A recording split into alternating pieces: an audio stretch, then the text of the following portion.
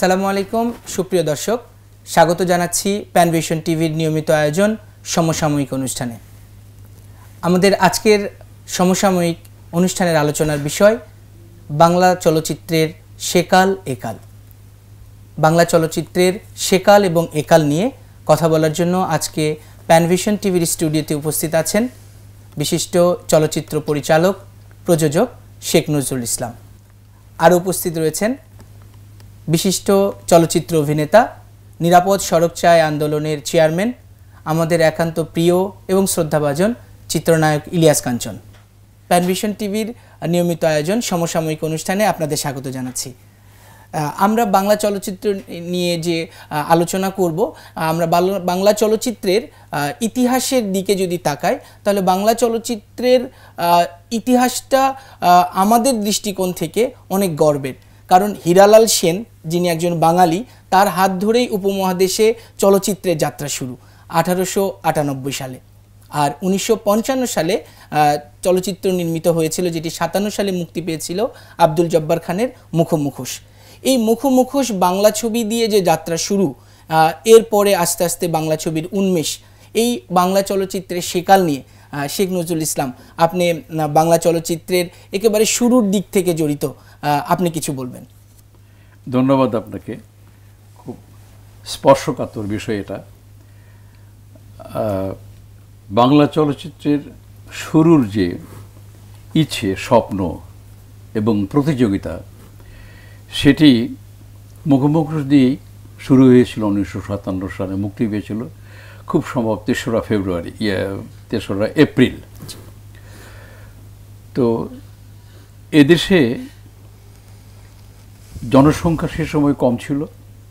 রবীন্দ্রনাথের ভাষায় 7 কোটি সন্তান তোমার হে মুগ্ধ জননী। তখন যাত্রা, থিয়েটার, কখনো কখনো মহল্লায় ছেলেরা নাটক করত। বিনোদন বলতে আমাদের যাত্রা থিয়েটারের পরে যখন সিনেমা আসা শুরু হলো, তখন আমরা লাহোরের উর্দু ছবি, বোম্বের হিন্দি ছবি আর পশ্চিমবাংলার বাংলা ছবি দেখতাম। এখানকার কিছু লোকের ভিতরে যারা নাটক করতেন সে সময় স্টেজ করে, তারা চেষ্টা করলেন যে আমরাও চলচ্চিত্র নির্মাণ করব, তৈরি করব, এবং তৎকালীন ইস্ট পাকিস্তানের ছবি বানাবার জন্য একটা জিদ চাপল। এবং প্রাসঙ্গিকক্রমে বলতে হয়, তৎকালীন এদেশীয় একজন মহান নেতা, স্বাধীনতা উত্তরকালে 71 সালের মহান মুক্তিযুদ্ধের স্থপতি বঙ্গবন্ধু শেখ মুজিবুর রহমান সাহেব তৎকালীন সংসদে প্রস্তাব তুললেন স্টুডিও বানাবার জন্যে। সে স্টুডিও এখানে উনি তৈরি করেছিলেন, যেটা কারণ আমরা এফডিসি নামে জানি। আর আব্দুল জব্বার সাহেব আমাদের চলচ্চিত্রের শুরুর পুরোধা ব্যক্তিত্ব। তিনি মুখোমুখোশ বানালেন খুব কষ্ট করে। মুখোমুখোশের পর থেকেই আমাদের চলচ্চিত্র বানাবার যে প্রবণতা, ইচ্ছা, স্বপ্ন মনে ছিল, সেটা আস্তে আস্তে বৃদ্ধি হতে থাকে। এবং তার দেখানো পথে হেঁটে আসেন তৎকালীন যারা তরুণ, শিক্ষিত, প্রাণবন্ত এবং প্রতিশ্রুতিশীল কিছু সাহিত্যিক, কবি, লেখক, যেমন শ্রদ্ধেয় খান আতাউর রহমান সাহেব, উনি আমার প্রথম শিক্ষাগুরু চলচ্চিত্রে। শ্রদ্ধেয় জহিরান সাহেব, উনি আমার দ্বিতীয় শিক্ষক এবং শেষ পর্যন্ত তার সঙ্গে আমি ছিলাম। তারপরে সালাউদ্দিন সাহেব এসছেন, তারপরে অনেকেই এসছেন ছবি বানাতে। যে সময় তৎকালীন ইস্ট পাকিস্তানে বছরে 3-4টি ছবি হতো সারা বছর এখানে। এখন 80 দশকের শেষ, 90 দশকের শেষে এসেও 2003-4 সালেও প্রায় 100টি ছবি এখানে মুক্তি পেয়েছে। এবং সেই প্রবণতা, সেই পথ ধরে আমাদের দেশে সিনেমা হলে বৃদ্ধি হতে হতে 1400-র উপরে সিনেমা হল ছিল সারা দেশে। তো চলচ্চিত্রের সেকাল বলতে যদি আমরা বুঝতে চাই যে তখন খুব ভালো চলচ্চিত্র নির্মাণ হতো, ভালো শিল্পীরা অভিনয় করতেন, ভালো গল্প কাহিনীকার, ভালো গীতিকার ছিলেন, সত্য। আমরা একটু ইন্টারাপ্ট করি, সেটা হচ্ছে যে ওই সময়ে সেকালের যে কথা বলছেন, সেই সময়ে যাত্রা শুরু করেন আমাদের আরেকজন অতিথি সম্মানিত ইলিয়াস কাঞ্চন। আপনি একটু যে সেকালের যে যাত্রা শুরু এবং বাংলা চলচ্চিত্রের যে একটি জনপ্রিয়তার শীর্ষে অবস্থান করার সময়টার কথা কিছুটা বলবেন আমাদের। আমার আসলে শুরুটা হলো গিয়ে ৮০-র দশকের দিকে, মানে ৭০-এর দশকের শেষে ৮০-র দশকের শুরু। এবং আমার শুরুটা আসলে মানে হয়েছিল কালার ছবি দিয়ে শুরু হয়েছিল। তার আগে দিয়ে ছিল ব্ল্যাক অ্যান্ড হোয়াইটের যুগ। তো কালারের ছবি মাধ্যমে আমার যাত্রা শুরু, এবং একটি সাহিত্য নির্ভর গল্পের মাধ্যমে এবং এই ছবিটি তৈরি হয়েছিল। তো তারপরে দিয়েও কিন্তু আমি অনেকগুলো ছবিতে, ব্ল্যাক অ্যান্ড হোয়াইট ছবিতে আমি অভিনয় করেছি। কিন্তু সেই সময় আমাদের একটা চেষ্টা ছিল যে এটাকে মানে কালারে মানে যাতে নিয়ে আসা যাক। তো এবং সেই জন্য আমরা পরিচালকদেরকে, প্রযোজকদেরকে আমরা উৎসাহ দিতাম, এবং মানে একই পয়সা, ব্ল্যাক অ্যান্ড হোয়াইটের পয়সায় যাতে কালার ছবি বানানো যায় সেটার চেষ্টাও আমাদের মধ্যে ছিল। আমরা তাদেরকে বলতাম যে ব্ল্যাক অ্যান্ড হোয়াইটে যখন শর্ট দিই তখন তো অনেক আমরা এনজি করি, মানে মিসইউজ হয় অনেক, ৩টা-৪টা শর্ট দিয়ে আমরা সেইটি করব না, আমরা অনেক বেশি রিহার্সাল করব যাতে একটা শর্ট দিয়ে যেন আমরা একটা মানে শর্ট ওকে করতে পারি। সেরকমভাবে রিহার্সাল করে তারপরে আমরা আপনাদের করব, কিন্তু আপনারা তারপরে আপনারা কালারে করেন। এইভাবে কিন্তু আমাদের চেষ্টাটা ছিল। আসলে প্রথম যুগের যে কথাটি উনি বলেছেন সেটি আমার কাছে শুনে যেটি ভালো লেগেছে সেটি হলো যে এই যে দেখেন চলচ্চিত্রে যারা এসেছে, শিল্পী, সাহিত্যিক এবং মানে অনেক মানে মননশীল মানুষগুলো কিন্তু চলচ্চিত্রে এসেছিল, এসে কিন্তু তারা ছবি নির্মাণ করেছেন। এবং সেই ছবিগুলো আসলে মানুষের কিছু কিছু ছবিতে এখনো মানুষের মধ্যে সেগুলো মানে গেঁথে আছে।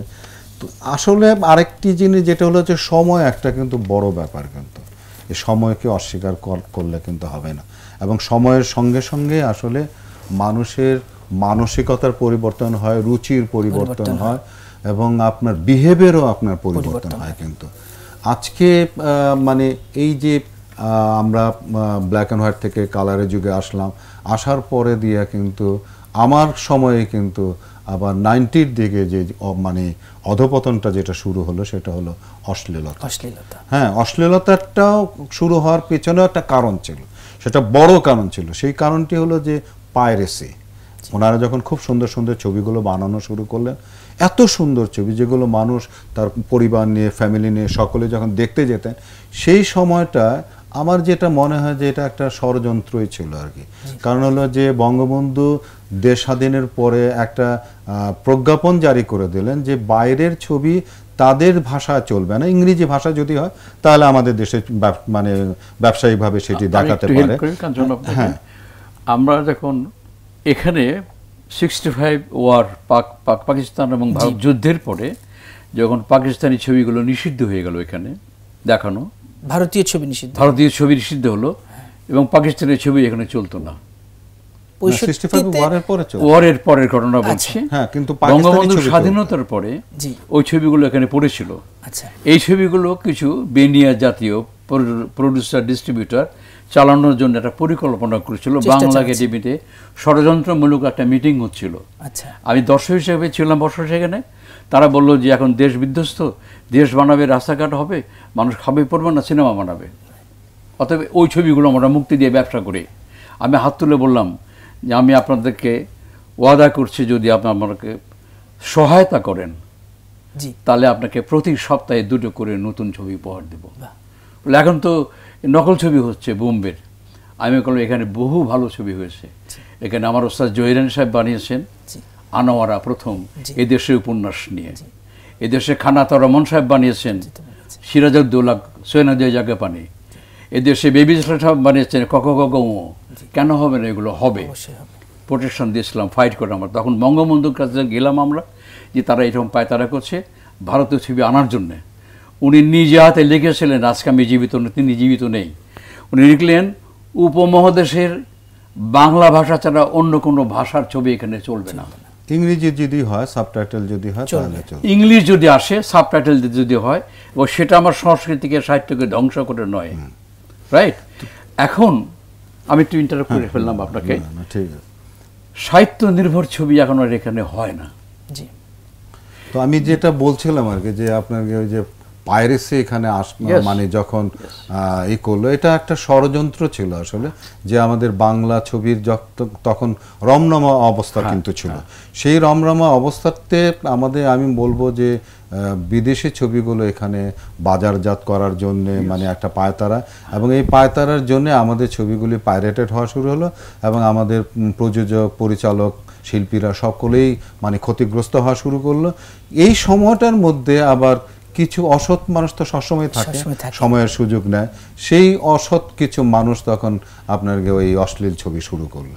এই অশ্লীল ছবি শুরু করাতে তখন হলো কি, যে একে তো সুস্থ ছবি পাইরেটেড হয়ে যেত, মানে বানানো বন্ধ হয়ে গেল গা, এবং ওই অশ্লীল ছবি যখন শুরু হলো তখন যে ওই সুস্থ ছবিগুলো যারা দেখতো তারা সিনেমা হলে আসা বন্ধ করে দিল। তো যে কারণে এরকম একটা সংকটের মধ্যে আমরা অশ্লীল ছবি, পাইরেটেড বিষয় এবং নকল ছবি নিয়েও বর্তমান সময়েও অনেক অভিযোগ আছে বাণিজ্যিক ছবিগুলোতে, যে এখানে বহির্বিশ্বের অনেক ছবির নকল এখানে তৈরি করা হয়। আমরা এই বিষয়গুলো নিয়ে আবার কথা বলবো, আমরা একটি ছোট্ট বিরতিতে যাব। প্রিয় দর্শক, দেখছিলাম প্যানভিশন টিভির নিয়মিত আয়োজন সমসাময়িক অনুষ্ঠানের চলচ্চিত্রের সেকাল একাল অনুষ্ঠানটি। নিচ্ছি একটি ছোট্ট বিরতি, ফিরে আসছি কিছুক্ষণের মধ্যে, সাথেই থাকুন।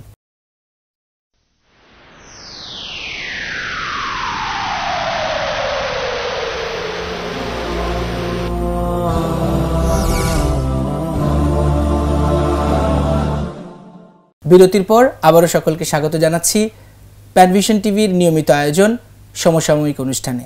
আজকে আমরা আলোচনা করছিলাম চলচ্চিত্রের সেকাল এবং একাল। আমাদের মাঝে বিশিষ্ট গুণীজন ইলিয়াস কাঞ্চন এবং শেখ নজরুল ইসলাম উপস্থিত। অশ্লীলতা এবং পাইরেসির পর আমাদের আরেকটি বড় থ্রেড আমাদের জন্য, হুমকি আমাদের জন্য, সেটি হচ্ছে নকল ছবি। আজকে তথ্য প্রযুক্তির যুগে দর্শক যেখানে মোবাইলে, টেলিভিশনে, ইন্টারনেটে অনেক তাদের সুযোগ আছে দেশ বিদেশের নানা চলচ্চিত্র সম্পর্কে জানার, সেখানে মৌলিক গল্প নিয়ে ছবি তৈরি করার ক্ষেত্রে আমরা এই বর্তমান সময় একালের যদি চলচ্চিত্র নিয়ে কথা বলি তাহলে মনে হয় একটু ঘাটতি আছে। একটু ইলিয়াস কাঞ্চন যদি এই বিষয়ে একটু বলবেন ভাইয়া। ওই যে বললাম না, যে সময়ের সঙ্গে কিন্তু অনেক কিছুর পরিবর্তন হয়। কিন্তু একটা সময় কিন্তু মানে বলবো যে নজরুল ভাইদের যে সময়টা, সেই সময় উনি নিজেও বলেছেন যে মানুষের বিনোদনের একমাত্র বড় মাধ্যম ছিল চলচ্চিত্র। কিন্তু তার আগে যে নাটক টাটক, যাত্রা, এই ধরনের বিষয়টি ছিল।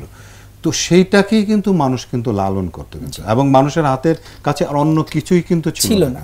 এখন যেটি হয়েছে সেটি হলো যে আপনার অনেক প্রযুক্তি কিন্তু মানুষের কাছে চলে আসছে, এবং এই প্রযুক্তিতে এখন অন্যকে দেখার চেয়ে নিজেকে দেখানো এবং নিজেকে দেখাটা কিন্তু এখন মানুষের কাছে সবচেয়ে বেশি প্রিয় হয়ে গেছে। কিন্তু প্রচার, নিজেকে মানে জাহির করা, যার জন্য দেখবেন যে যত বেশি ফেসবুক নিয়ে আপনার এখনকার মানুষ, শুধু ইয়াংদের কথা বলবো তা না, সবাই কিন্তু যত বেশি সময় এর পিছনে ব্যয় করছে তত কিন্তু আর অন্য কোনো কিছুতে কিন্তু ব্যয় করছে না। তো কাজেই আপনার চলচ্চিত্রের যে বিষয়টি, যে এখন যে ব্যবসায়ী হচ্ছে না কিংবা ওরকম চমক নাই, স্বর্ণযুগ নাই, যে কথাটি বলছেন, এই মানসিকতাটার পরিবর্তনের জন্যই কিন্তু এখন নিজেকে দেখানোর বিষয়, নিজেকে জাহির করার বিষয়, এবং নিজেকেই নিজে দেখার, এবং নিজেকে নিজে দেখারটা কিন্তু এটা মানুষের সহজাত প্রবৃত্তি। কিন্তু এটা কিন্তু আগেও ছিল, কিন্তু মানুষের কাছে সেই যন্ত্র ছিল না, সেই সুযোগ ছিল না, স্কোপ ছিল না। কিন্তু এখন সেই স্কোপটা থাকার জন্য কিন্তু সে নিজেই কিন্তু দেখবেন লাইভ দিচ্ছে তার ফেসবুকের মধ্যে, হ্যাঁ, রাইট, সেলফি তুলতেছে, এবং সেলফিতে কত মানুষ মারাও যাচ্ছে, কিন্তু তারপরও করছে কিন্তু এই কাজটি। তো এই যে সময়, যে বিষয়টি, সময়ের সঙ্গে সঙ্গে মানুষের চিন্তা, চেতনা, রুচি, সমস্ত কিছু যে পরিবর্তন হয়, এটাকে আপনার মেনে নিতে হবে কিন্তু। এবং এটা শুধু এই যে এখন যদি কেউ বলে যে এখনকার ছবি ভালো হচ্ছে না, এখন নকল হচ্ছে, নকল কখন হয় না, কবে হয় না? সারা পৃথিবীতে আমরা যেটুকু জানি, আমরা চলচ্চিত্র করতে গিয়ে আমরা যেটা জানি, যে 36টা না 38টা মৌলিক গল্প সারা পৃথিবীতে, মৌলিক গল্প যেটাকে বলে, সেটা 38টা গল্প আছে। সেই গল্পকে ভেঙে ভেঙেই কিন্তু যত মানে শেক্সপিয়ার বলেন, অমুক বলেন, তমুক বলেন, রবীন্দ্রনাথ বলেন, হ্যাঁ, নতুন নতুন গল্প তৈরি হয়েছে। আইডিয়া কিন্তু অনলি ওই 38টা, কিন্তু এই আইডিয়া থেকে বিভিন্ন রকম। ও খুব ভালো জায়গায় আঘাত করেছে সময়। চলচ্চিত্র হচ্ছে না, চলচ্চিত্র ধস নেমে গেছে, এবং কোয়ালিটির দিক থেকে, গল্পের দিক থেকে, সব দিক থেকে এখন মানুষ যারা আজ থেকে 10 বছর 15 বছর আগে হলে যেত, তার মূল কারণ হচ্ছে তখন বিনোদনের মাধ্যম ছিল চলচ্চিত্র। মানুষ সেখানে গিয়ে ভালো কিছু জানতে চেত, শুনতে চেত। যেমন 75 থেকে 85 এই 10 বছর পৃথিবীর 10 জন বিখ্যাত পরিচালক তারা রিসার্চ করেছেন সমস্ত বিশ্বের সুপার ডুপার ব্যবসায়ী ছবি কিন্তু ভালো ছবি, বক্তব্যপূর্ণ গল্প প্রধান ছবি, এবং সেখানে মানুষের মেসেজ দেওয়া আছে। কারণগুলো কি তারা দেখেছেন, দেখে যে শানে নজরুল নিয়ে আসছেন সেটা আমার কাছে আছে, আমি দেখেছি। তারা বলছেন আপনার ছবিতে এমন কিছু আছে যে ইতিপূর্বে আমরা কেউ দেখিনি, আপনার ছবিতে এমন কিছু আছে যা দেখতে দেখতে আমার চোখে জল আসে, আপনার ছবিতে এমন কিছু আছে শো ভাঙা শেষে বাড়ি যেতে যেতে আমাকে ভাবায়, তাহলে আপনার ছবি ব্যবসা করবে। আর আমি বলতে চাচ্ছি, যেটা কাঞ্চন বলল যে আমাদের সমাজ, যেটা আমি বলবো, এই চলচ্চিত্র শুরুর থেকে আরম্ভ করে যে কজন লোকের নাম আমি উচ্চারণ করেছি, তারা বোথ ফ্রম ইউনিভার্সিটি। শ্রদ্ধা কাজী জহির সাহেব, he was a professor of Notre Dame college. Salauddin সাহেব, হি ওয়াজ এ প্রফেসর। আমার ওস্তাদ জহিরান সাহেব ঢাকা বিশ্ববিদ্যালয়ের ছাত্র। খানাত্তার রহমান ঢাকা বিশ্ববিদ্যালয়ের ছাত্র। খানাত্তার রহমান একমাত্র ব্যক্তি, প্রমথর্ষ বড়ুয়া একটা ডিপ্লোমা নিয়েছিলেন শুধু লন্ডন থেকে অ্যাক্টিংয়ের উপরে। খানাত্তার রহমান সাহেব ওই সময়তেই অ্যাক্টিং, এডিটিং এবং সাউন্ডের উপর ডিপ্লোমা নিয়ে এসেছিলেন, রাইট? আচ্ছা, এখন এই লোকগুলো আস্তে আস্তে আমাদের কাছ থেকে হারিয়ে যাবে কেন? তাদের কর্মগুলো তো শিল্পকর্ম আমাদের সামনে থাকবে। আমরা এত দ্রুত বাপ মাকে ভুলে যাচ্ছি কেন? এত মানুষ দিল্লির নিহত হয় কেন? নিরাপদ শরৎ চাই ইলিয়াস কাঞ্চন শুরু করেছেন একা যুদ্ধ করে, তার সঙ্গে আমরাও ছিলাম। ও আমার পারিবারিক বন্ধু, ছোট ভাইয়ের মতো। মানুষ মরা কি কমেছে? তাহলে মানুষের বোধোদয় এগুলো ভোঁতা হয়ে যাচ্ছে কেন? চলচ্চিত্র সংস্কৃতির একটা বিশাল বাহন, যে সংস্কৃতির মধ্যে, যে চলচ্চিত্রের মাধ্যমে আপনার 8টা আর্টস থাকবে, সাহিত্য থাকবে, সঙ্গীত থাকবে, অ্যাক্টিং থাকবে, শিল্প থাকবে, অনেক কিছু থাকবে।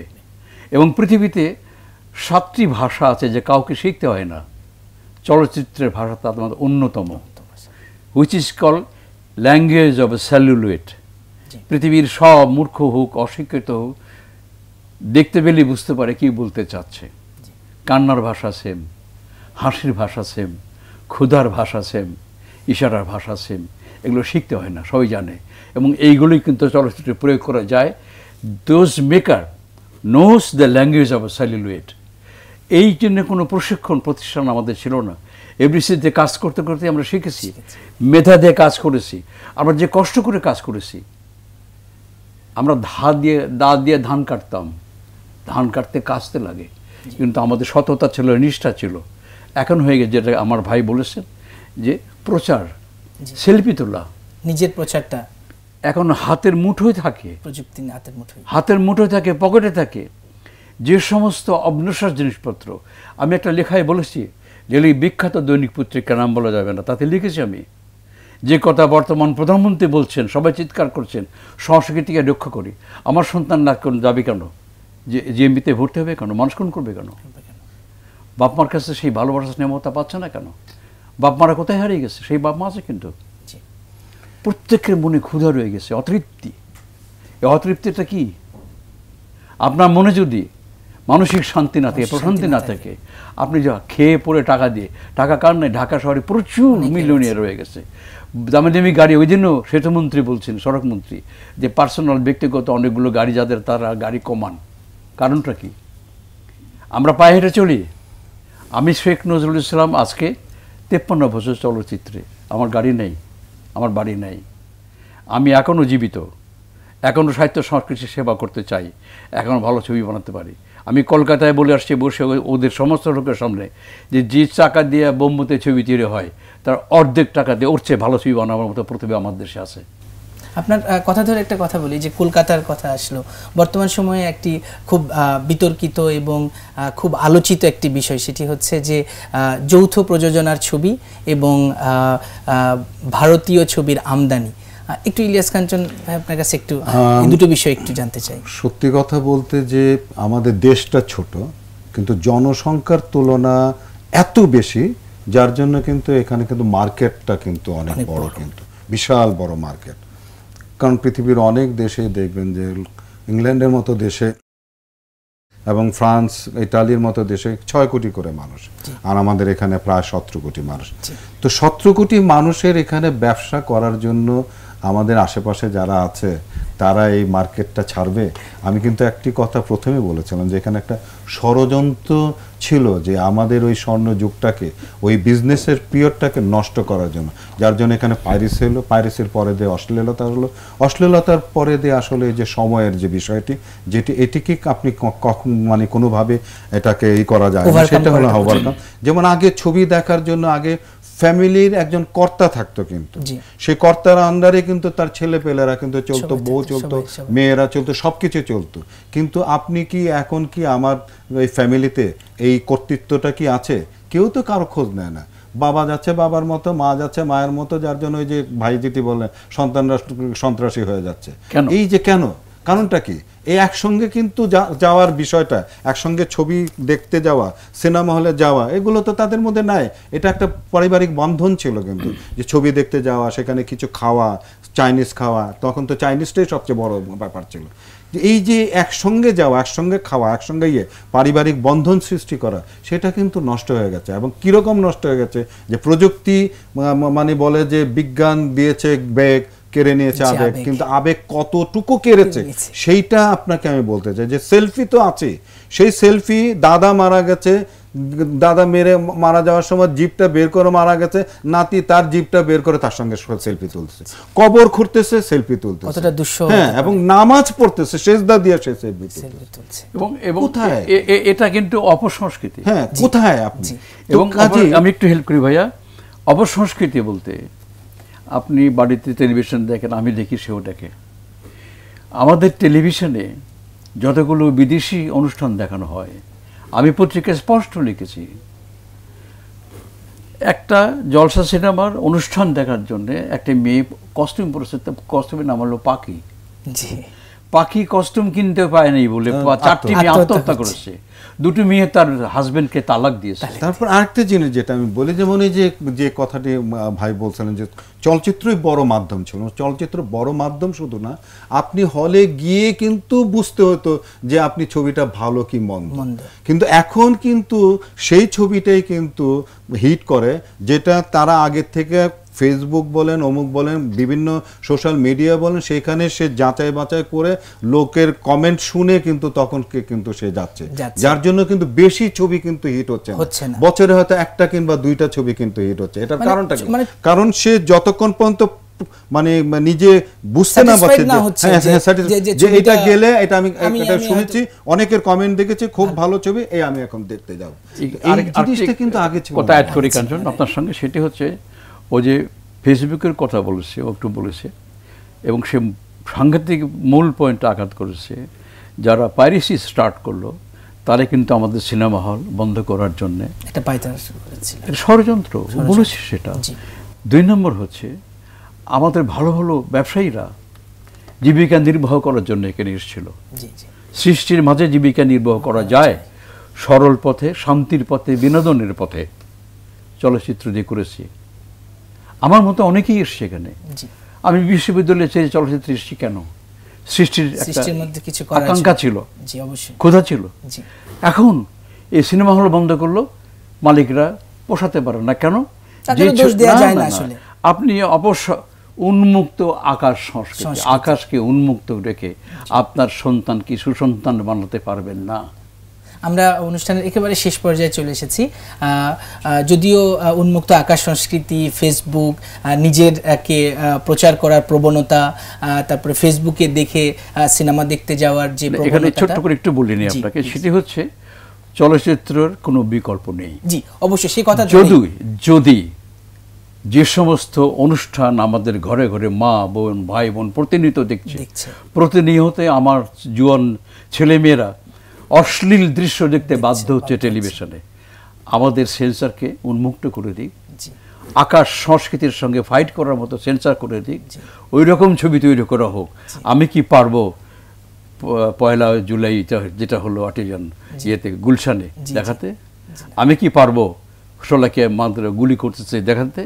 আমি কি পারবো যে মেয়েটিকে পরশুদিন গুলি করেছে, মৃত্যুর সঙ্গে পাঞ্জা লড়ছে? আমি কি পারবো যে শিশুটাকে জ্যান্ত শিশু মৃত ঘোষণা করেছে দেখাতে?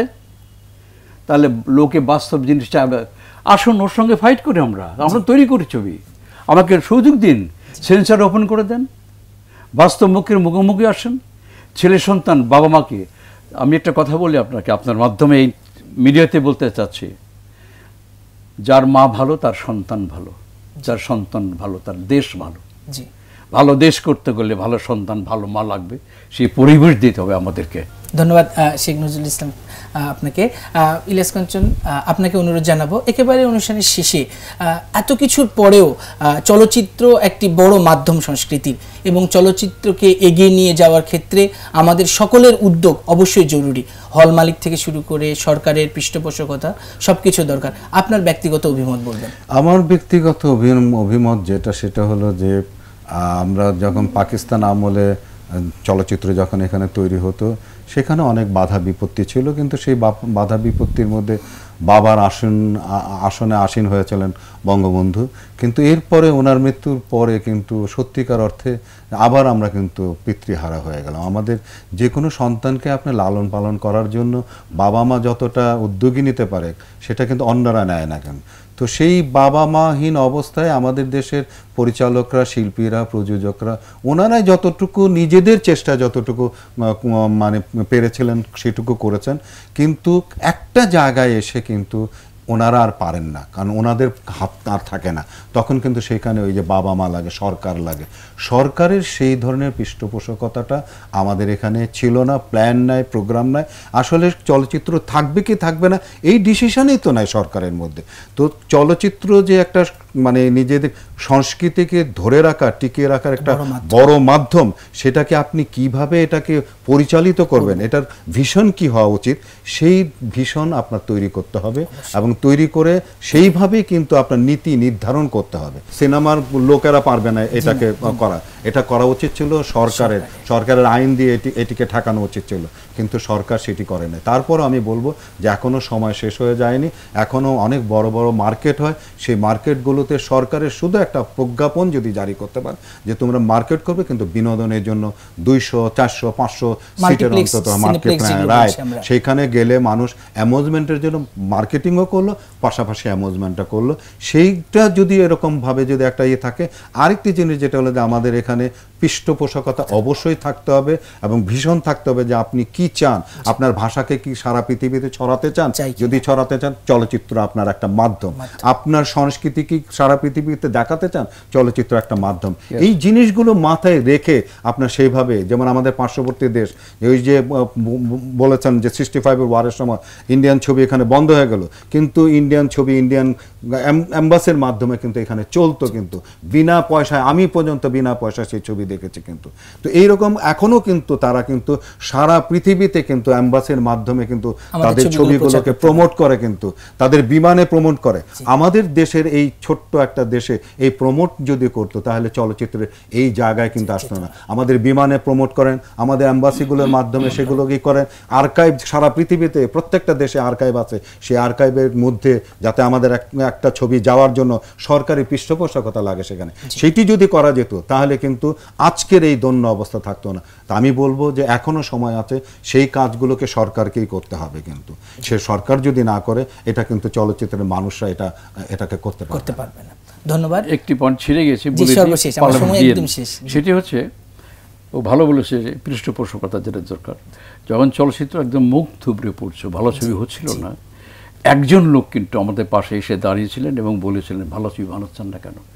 মুক্তিযুদ্ধের ইতিহাস, বাংলাদেশের ইতিহাস তো তুলছেন না, ধরে তুলছেন না কেন?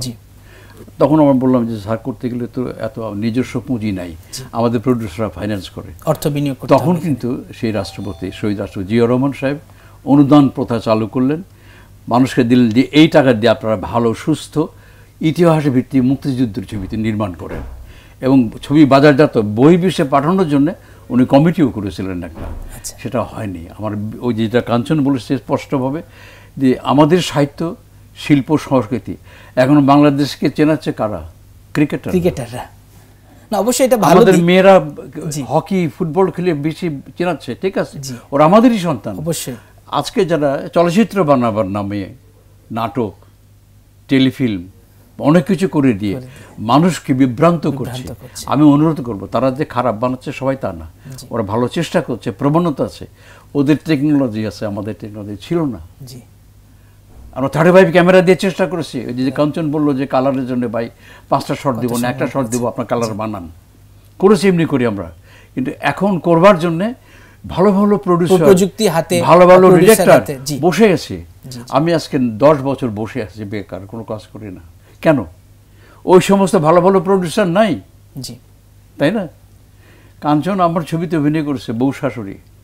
বউ শাশুড়ি দেখেনি বাংলাদেশে এরকম দর্শক ওই সময় কম পাওয়া যাবে, একদম তাই। এবং আমি ওই ছবিতে সর্বপ্রথম বাংলাদেশে ক্যামেরায় এসে বলেছি দর্শককে সালাম দিয়ে, আমি শেখ নজরুল ইসলাম, আপনাদের জন্য এই ছবি বানিয়েছি। যে ঘরে বউ এবং শাশুড়ি আছে কিছু কিছু দ্বন্দ্ব আছে, যদি আমার এই ছবি দেখে আপনাদের সে দ্বন্দ্ব ভেঙে ভাঙা ঘর জোড়া লাগে, আমাদের পরিশ্রম সার্থক হবে। আমার প্রত্যেকটি ছবিতে আমি কিছু কিছু বক্তব্য দেওয়ার চেষ্টা করছি। আমি একমাত্র পরিচালক জীবনে নকল ছবি বানাইনি কোনোদিন। কাজেই এখন দেশের ভিতরে ভালো ভালো মেকার আছে, ভালো প্রতিভা আছে, ভালো শিল্পী আছে। শিল্পী যুগে যুগে তৈরি হয়, শিল্পীকে প্রতিপালন করতে হয়, ধরে রাখতে হয়, তাতে প্রতিভা কাজে লাগাতে হয়, প্রতিভা অন্বেষণ করতে হয়, তাই না? আজকে ইলিশ কাঞ্চনকে কে ধরে নিয়ে এসেছিল? প্রয়াত সুভাষ দত্ত। আমিও কয়েকটা হিরো ধরে নিয়ে অবশ্যই পরিচালক প্রযোজকদের সহযোগিতাতে এটা হয়, অবশ্যই। জি, আমরা ধন্যবাদ জানাচ্ছি।